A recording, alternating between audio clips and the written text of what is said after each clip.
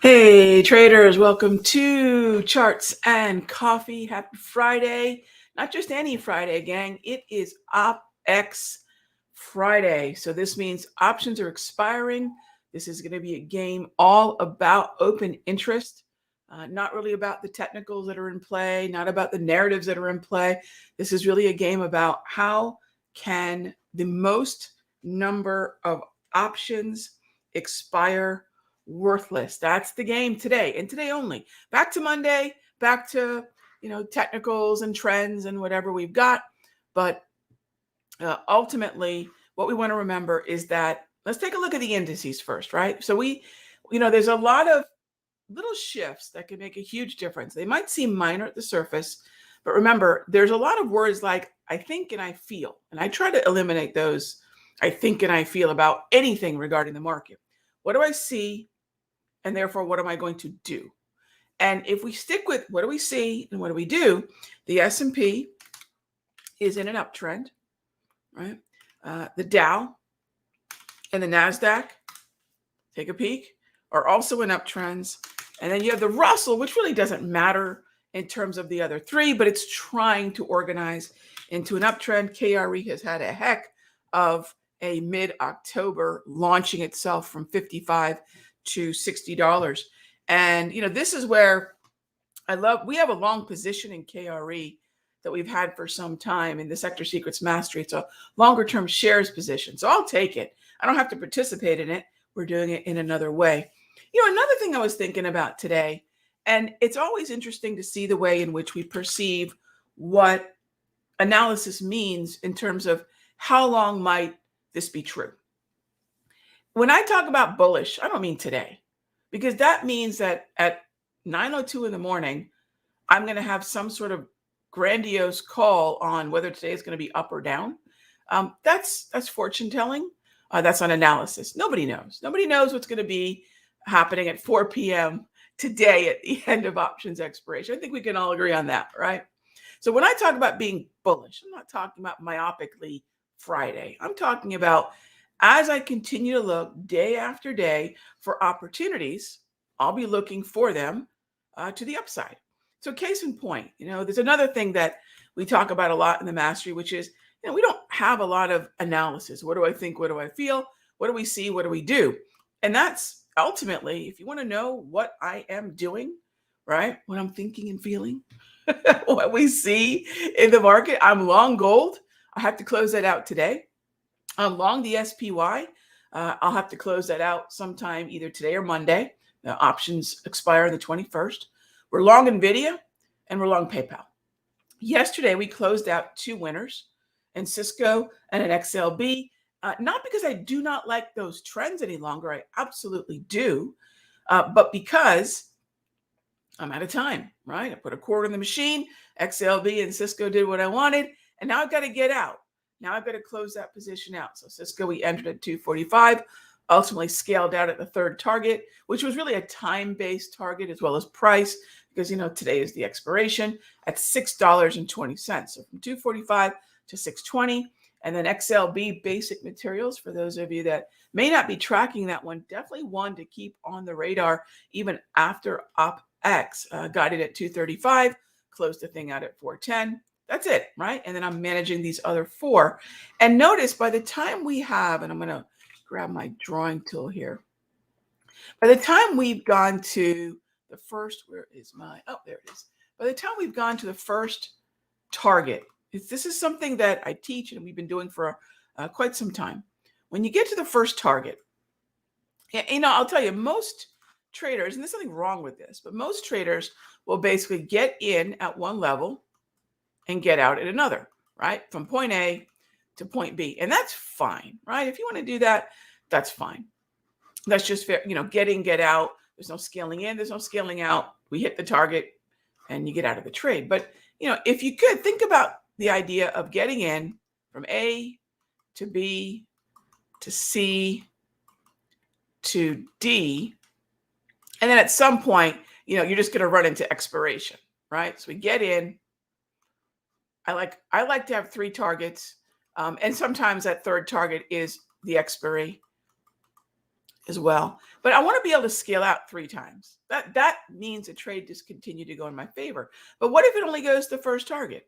And this is something that we do where we think about how can we skew risk in our favor. We just finished doing an entire class on this.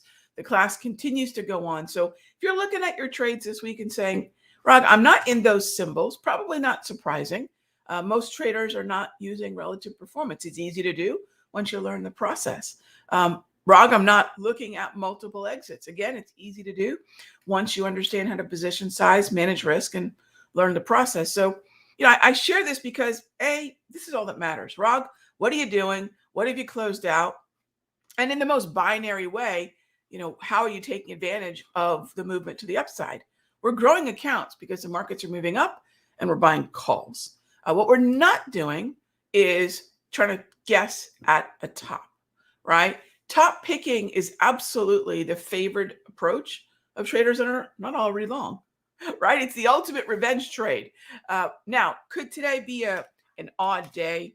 Yeah, no doubt. Today could certainly be an odd day because of options expiration. So we'll keep an eye on that, right? We'll keep an eye on that. And then the window also opens. So yesterday, I really wasn't interested in new entries into today. In fact, I wanted to close out a lot of those trades that I just showed you there because I have to. And I'll look for more entries. If we get price action driving down towards support level again today, I will be happy to re-up and rebuild that swing trading book. We had up until yesterday 6 open swing trades. Now we've got 4 open swing trades. By today, I will have 3 open swing trades, very likely, because we'll close out our final October 18 position in gold. GC, I really liked to keep. I closed out XLB. I closed out Cisco yesterday. That's something we did in the mastery. And the idea is I'm running out of time. We have a pretty decent surge. Let's just use that. I don't have to get every little tick out of the trade. We continue to stay long gold because yesterday gold was quite strong, punched up through some key levels. So even though I'm down to I've got to be out today, it looks like we'll have a decent surge. A new weekly high, by the way, weekly chart high. Looks like we'll have a decent surge to finally close those GLD calls out at. And that's where I sit right now, right? Those are the positions that I've got. And that's the way we have to think about our trades. Where have I gotten in? How much time do I have? How many times have I scaled out? All right. Good morning. Good morning. All right. First up is, let's see, charts and coffee. Yes. Art says, thank God it's Friday. TGIF. I tell you what, I used to get so sad and depressed on Saturdays. I never knew what to do with myself. But today will be a good Friday. We'll be rigging the cash register quite a bit, closing out some trades. All right.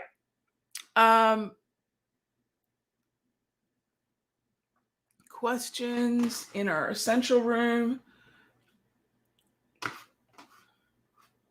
All right. So let's go ahead and if you have a question about a symbol, let me know.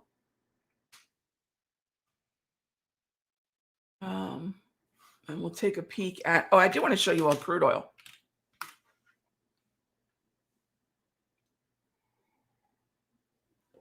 All right. Got a question here. Yokin, how do you handle open positions with 30 days into options expiration if they're currently at a decent percentage profit? I don't care about percentages other than a risk reward. So I would imagine you had a target getting into the trade. What was the target? I handle open positions based on the trade idea. So every trade idea that we have, you know what? I'm going to tell you how to build a watch a little bit here, but I think it's really pertinent because I think there's a little bit of thinking that we shouldn't know where targets are when we put the trade on. So I'll show you what I share with you with the mastery folks, and you can take from it what you will. Hopefully it's helpful. So this is how the trade alerts go out. All right. This is how the trade alerts go out. I want to put on a swing trade. I know my strike. I know my symbol. I know my, put a call. We know what we're going to buy. I'm always buying options, by the way. That's something else we do differently. I don't do spreads. I don't sell premium. It's long calls, long puts. All right, keep it really simple. So I'm going to buy. This is actually an alert that went out. This is why we're long and where we're long the SPY from. So we're buying the SPY 21 October 579 call. All right, the next step is where are we going to buy that from, right? At what symbol are we going to buy? And then where am I going to buy it? At what price does this trade become something I need to do, right? In other words, enter. That's on it. That's on everything. Most traders stop there, right? What are we going to buy and where do we get in? And actually, I wouldn't even say that. Most traders are just, this is what I'm going to buy and not even any specificity on the price. That's only the first two steps. The third step is we know our target when we build the trade. Now, I mentioned earlier, the only time I'm actually interested in percentages is in terms of risk reward, and that is true. But beyond that, that is not the primary reason I will scale out. I think about if I'm long calls, what's in the way to follow through, right? What's in the way to follow through? Call it an obstacle, call it resistance, call it selling pressure, call it whatever you want, right? That's oftentimes going to be my first target. That's oftentimes going to be my first target. All right.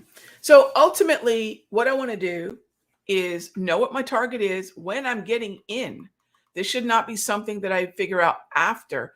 I should know that at the time of entry, right? So I'm going to imagine you had a target at the time of entry. Follow that. But what I would also say is, at what point on that travel to that level could you skew the risk reward in your favor, right? Protect unrealized profits, protect your capital, etc.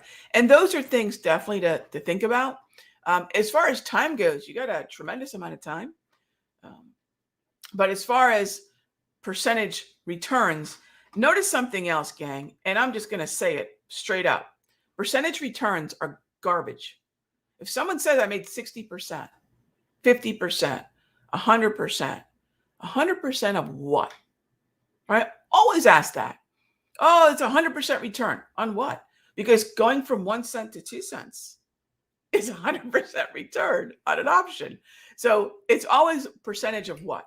So I never wanted to get caught up. It's a silly little game that traders will play with their own minds or frankly with people that are watching them. What we want to do is say, this is where I got in.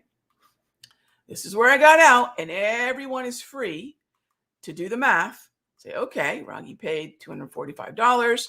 She ultimately exited $620. That's the profit. You take that profit, you multiply it by the number of contracts, and now you know what happened in the trade. That's it. That's it, right? So I buy something for 17 cents and it goes to 34 cents.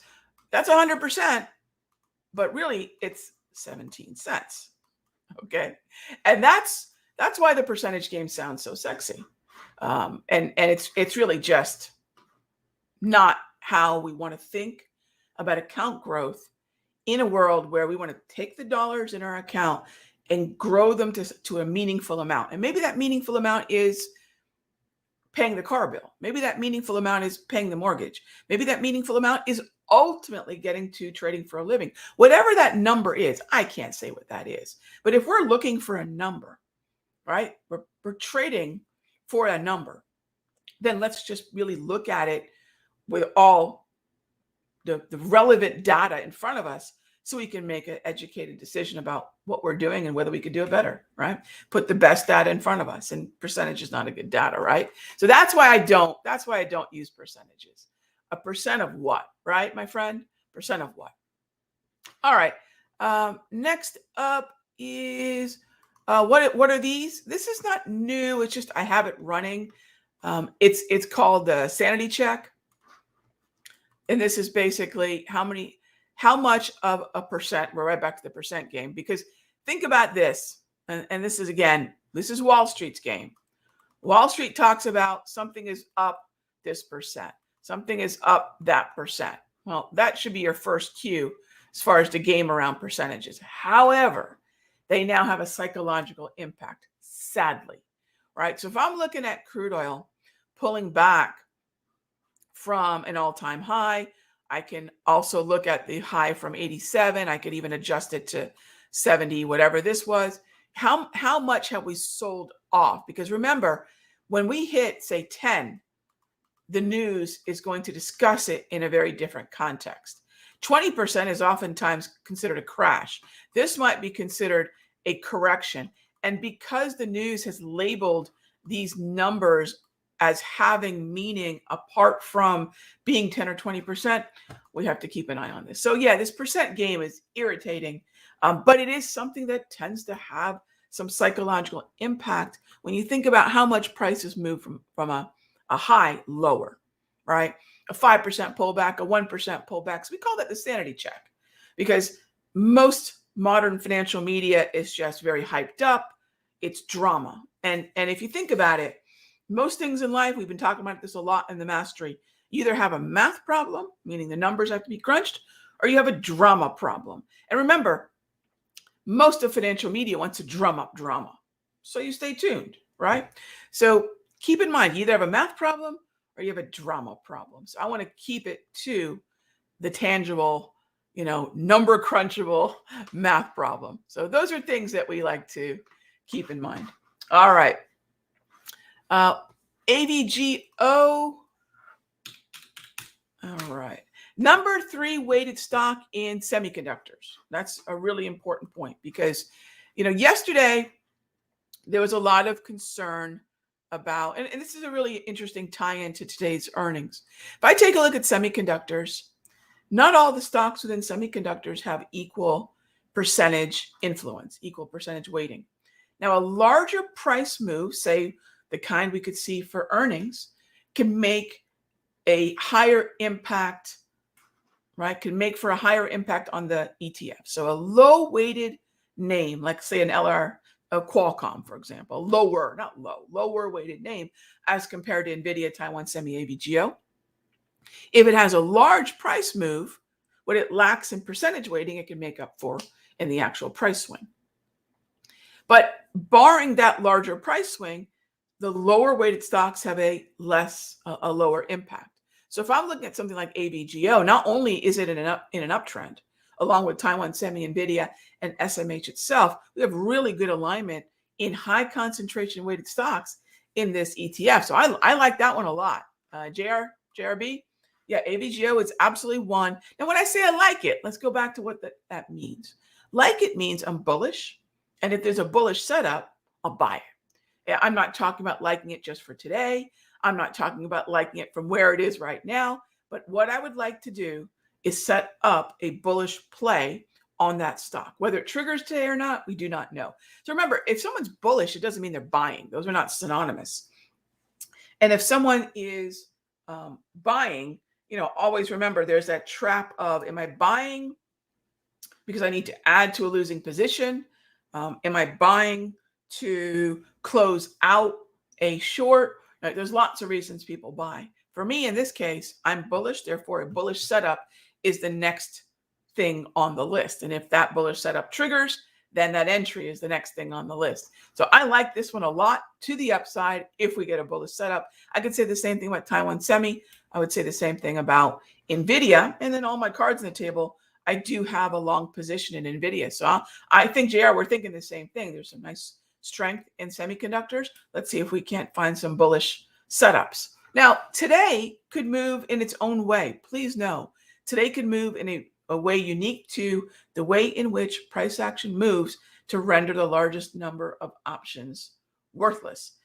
It could be a range-bound day. It could be a significant move if some of the higher open interest strikes are far lower than where price is right now. Those are things we can do by looking at the option chain. Very easy to do. So those are things that we want to keep in mind. All right. Let's see, Jazz. No, I'm glad XLB's been a good one for you. I'm super pleased. It should be one of a handful, right? I'm super pleased about that. And my pleasure. So, let me just finish that thought. So now we understand the weighting. So there was a lot of consternation about Netflix yesterday. Right? Oh my gosh, Netflix earnings.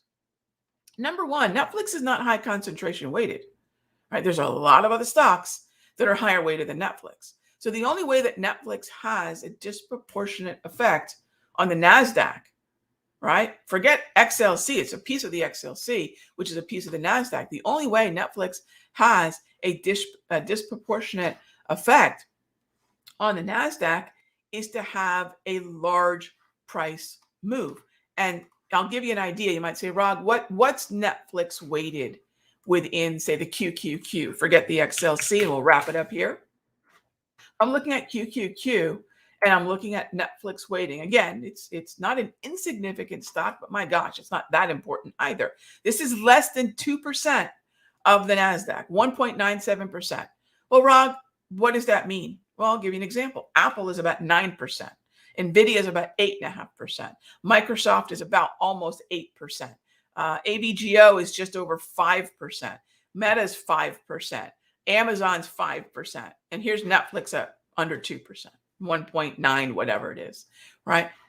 Netflix has to have a disproportionate price move to have an impact. So this thing of, oh my gosh, Netflix earnings, it's not as important as a lot of other names in front of it on the list. So keep that in mind, gang. There's a narrative that gets strung around because most people are not looking to solve a math problem. They love the drama. And believe me, we're not lacking for drama in the financial markets. But if you say, wow, are they solving a math problem or are they creating a drama problem? You're going to see 90% of conversations about financial movement and stocks, ETFs, currencies, whatever, the financial markets. They are drama. It's a drama problem. So bring the math in, kill the drama, grow your account. That's the game, right? Thanks as always for being here for Charts and Coffee. And I'll see you all on Sunday for the top tier outlook at the Simpler Trading YouTube channel, as well as my YouTube channel at Raghee Horner. All right, gang, be good to each other.